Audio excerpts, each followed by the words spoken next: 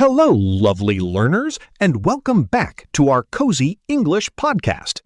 Wherever you are right now, walking outside, sitting on a bus, making tea, cleaning your room, or just taking a quiet moment for yourself, we're happy you're here.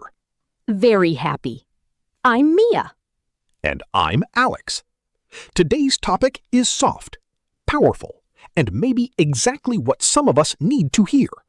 How to change your life slowly. Not suddenly. Not dramatically. Not in one big movie moment with music in the background. Although I do enjoy a good movie moment. Same.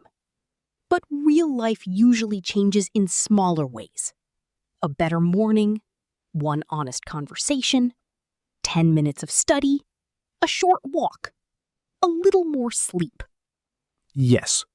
Sometimes we think change has to be big to be meaningful. But often, the slow changes are the ones that stay. And this matters because many people feel tired before they even begin. They want to improve their English, health, confidence, career, or relationships. But the goal feels too big. So they say, I'll start on Monday. And then Monday says, please don't involve me. Poor Monday. It gets blamed for everything. Today, we'll talk about how slow change works, why it feels difficult, and how to build a life that feels better, step by step. This episode is great for daily English listening, especially around B1 to B2 level. We'll use natural conversation, useful vocabulary, and simple, clear ideas. And please remember, you don't need to understand every word. Listen for the main ideas. Let the language wash over you. Your brain is learning, even when you don't catch everything. Later, we'll do a gentle word tour with important words and phrases from today's conversation. Before we begin, if this podcast helps you, please like the episode, subscribe, and share it with a friend who is also learning English. And here's our comment question for today. What is one small thing you want to change in your life this month? Not 10 things, just one small thing. Helena, when you hear the phrase, change your life slowly, what comes to your mind? I think of quiet progress. Not exciting progress, maybe. Not the kind you post online every day, but the kind you feel inside. That's beautiful. Quiet progress. For example, a person starts going to bed 15 minutes earlier. At first, it seems tiny, almost too tiny. But after a few weeks, they have more energy. They feel calmer. Their mornings are easier. And no one sees the first night. No one claps because you went to bed 15 minutes earlier. Exactly. There is no award ceremony. Congratulations, you did not watch one more video. Honestly, I would like that award. Me too. But that's the thing. Slow change doesn't always feel impressive. That's why people ignore it. They want a big transformation. Yes, transformation means a big change.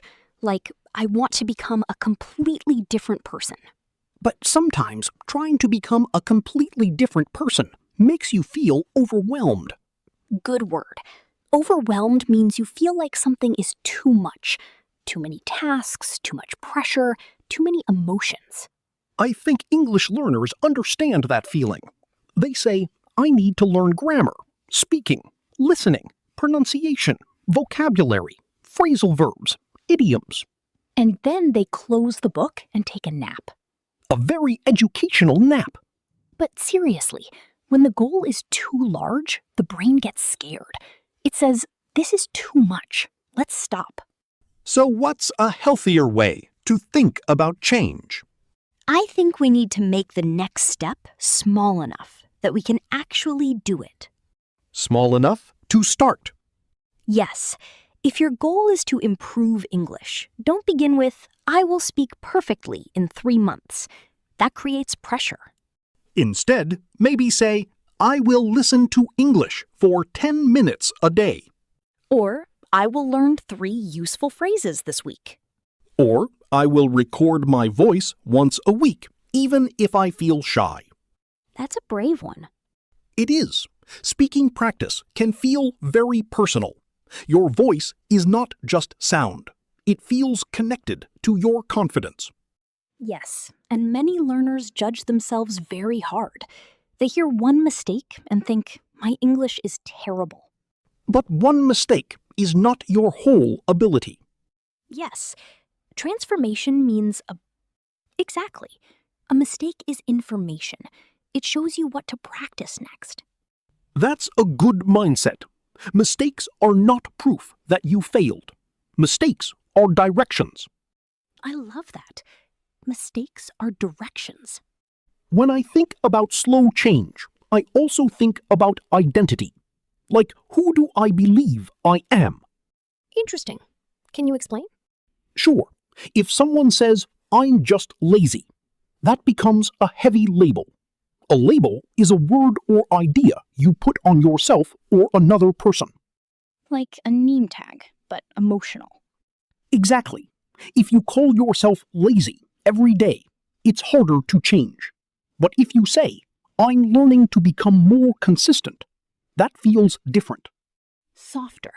More hopeful. Yes, you don't have to lie to yourself. You just choose a sentence that gives you room to grow. That's important. Slow change needs patience, but it also needs kindness. Because if you hate yourself into change, the change may not last. Wow. Say that again. If you hate yourself into change, the change may not last. That is so true. Many people try to improve because they feel not good enough. They punish themselves. They say, I must do more. I must be better. I must fix everything. And that energy can work for a short time. But it becomes exhausting. Exhausting means very tiring. A healthier approach is to build habits from self-respect, not self-attack. For example, I will study English because my voice matters. Or I will move my body because I want to feel alive. Or I will save money because I want peace in my future. Those reasons feel gentle but strong. Let's talk about why people struggle with slow change. What do you think is the biggest reason? I think people don't see results quickly, so they give up. Yes, we live in a world where everything is fast. Fast food, fast messages, fast videos. Fast opinions. Very fast opinions. But real confidence is usually slow. Real skill is slow. Real healing is slow. And learning a language is definitely slow. But slow does not mean bad. Slow can mean deep. That's a quote-worthy line. Slow can mean deep. If you practice English daily for 10 minutes, you may not feel different tomorrow. But after 3 months, your listening feels easier. After 6 months, you understand more. After 1 year, you look back and think, wow, I changed. Change is often invisible while it is happening.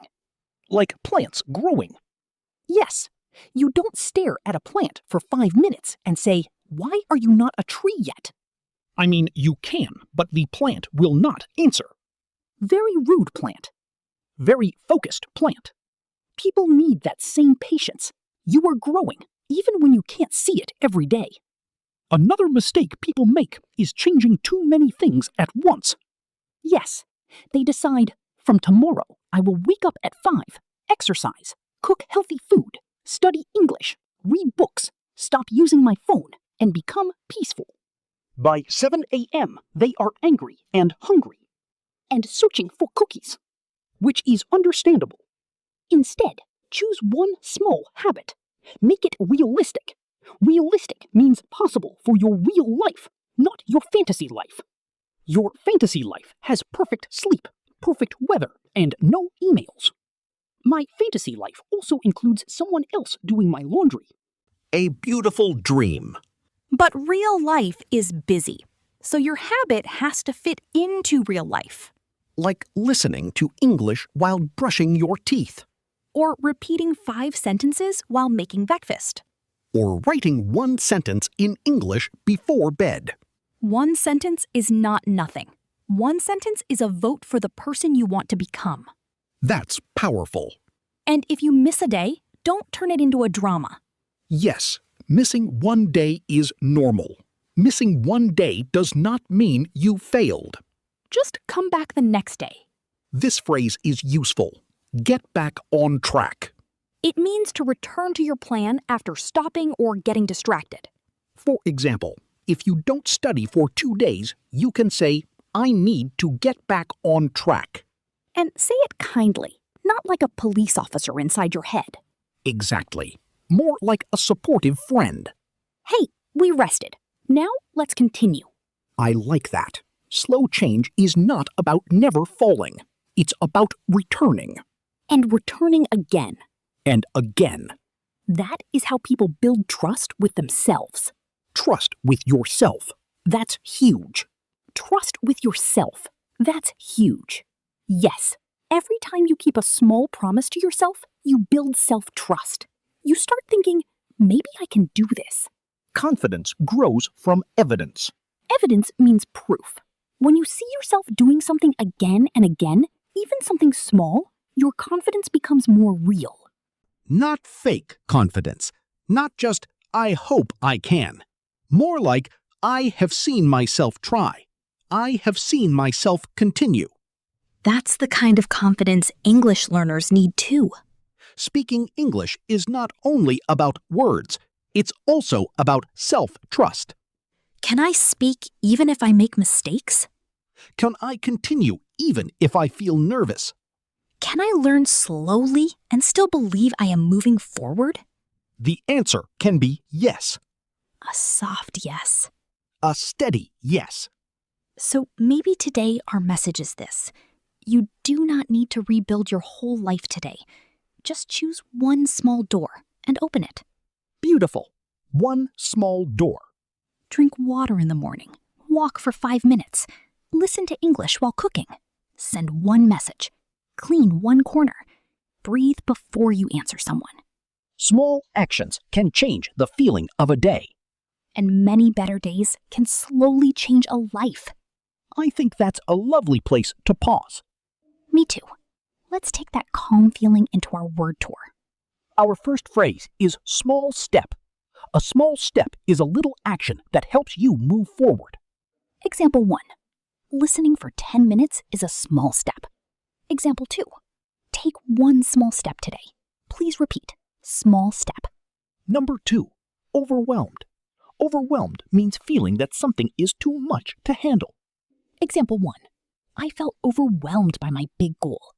Example 2. She gets overwhelmed when she has too many tasks. Repeat. Overwhelmed. Number 3. Habit. A habit is something you do regularly, often without thinking too much. Example 1. Reading before bed is my habit. Example 2. He built a habit of daily listening. Repeat. Habit. Number 7. Get back on track. This means to return to your plan after a break or mistake.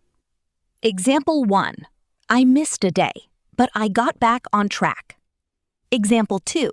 Let's get back on track this week. Repeat. Get back on track. Number 8. Self-trust. Self-trust means believing that you can depend on yourself. Example 1. Small promises build self-trust. Example 2. I feel more self-trust when I practice daily. Repeat. Self-trust. Number 9. Exhausted. Exhausted means very tired. Example 1. I felt exhausted after a busy week. Example 2. Trying to change everything made me exhausted. Repeat. Exhausted. And number 10. Slowly. Slowly means not fast, with time and patience. Example 1. I am changing my life slowly. Example 2. Learn slowly, but don't stop. Repeat. Slowly. Wonderful job. Take a breath. You practiced some very useful words today. And remember, the heart of this episode is simple. Slow change is not weak. Slow change can be strong, gentle, and real. You don't need to become a new person overnight. You can become a more peaceful version of yourself, one small action at a time. And with English, it's the same. Listen a little, speak a little, repeat a little, return when you stop. Your progress does not need to be loud to be valuable. Thank you for listening with us today. If this episode gave you comfort or motivation, please like it, subscribe, and share it with someone who needs a gentle reminder. And answer our comment question. What is one small thing you want to change in your life this month? We're cheering for you, slowly and kindly. Take care of yourself, keep listening, and keep growing. Bye for now. See you in the next cozy conversation.